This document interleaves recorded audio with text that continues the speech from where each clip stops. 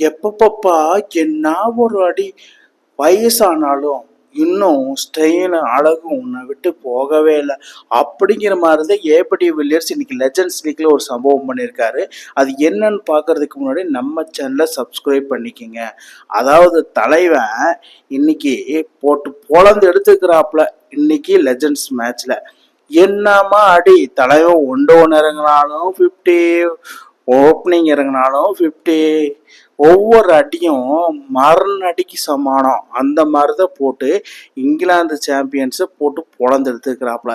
இன்னைக்கு England வாசிஸ் south Africa champions மோதுனாங்க. இதுல தலைவன் அந்த மாதிரி சம்பவம் பண்ணிருக்காரு. எந்த மாதிரினா அந்த மாதிரி சம்பவம் பண்ணியிருக்காரு.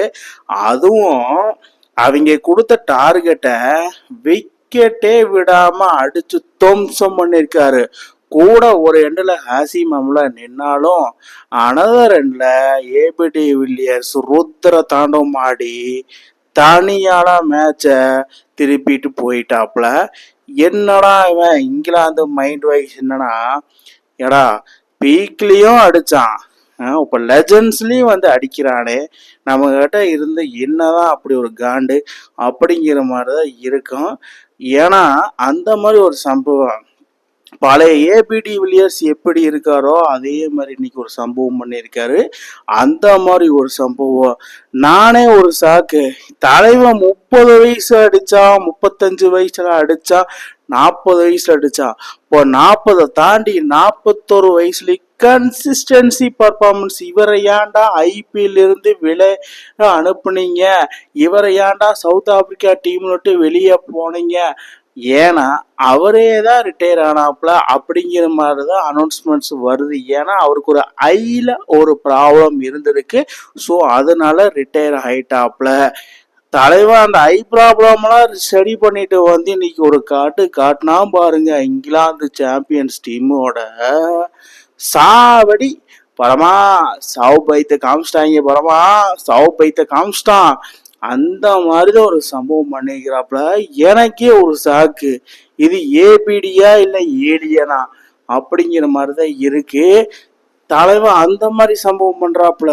ஒவ்வொரு அடி வேற மாதிரி இருக்கு. த லெஜெண்டரி கிரிக்கெட் ஃபார் எவர் அப்படின்னு அது ஏபிடி மட்டும்தான். உலகத்துல நீங்க சொல்லலாம் ஃபேவரட் பிளேயர் யாருன்னா ஒரு கூட்டம் சச்சின் டெண்டுல்கர் சொல்லுவாங்க, ஒரு கூட்டம் விராட் கோலியை சொல்லுவாங்க, ஒரு கூட்டம் டான் பிராட்மேன் சொல்லுவாங்க.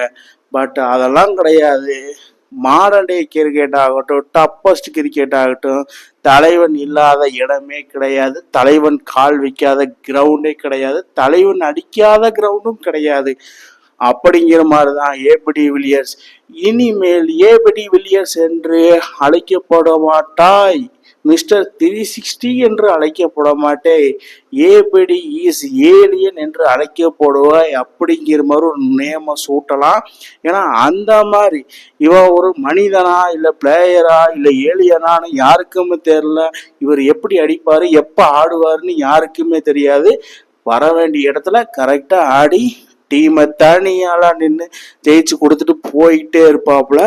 தலைவன் ஏபிடினா ஏபிடி தான்.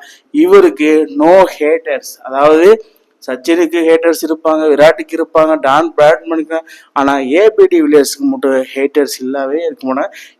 இன்னைக்கு மேட்ச்ல ஏபிடி வில்லியர்ஸ் ருத்ர தாண்டவம் ஆடுனத நீங்க எப்படி பாக்குறீங்கன்னு கீழே கமெண்ட் பாக்ஸ்ல கமெண்ட் பண்ணுங்க மக்களே. இந்த மாதிரி இன்ட்ரெஸ்டிங் கிரிக்கெட் வீடியோவை தெரிஞ்சுக்க நம்ம சேனலை சப்ஸ்கிரைப் பண்ணுங்கள், லைக் அண்ட் கமெண்ட் பண்ணுங்கள். மேலும் மேலும் உங்களுக்கு வீடியோ வந்துகிட்டே இருக்கும்.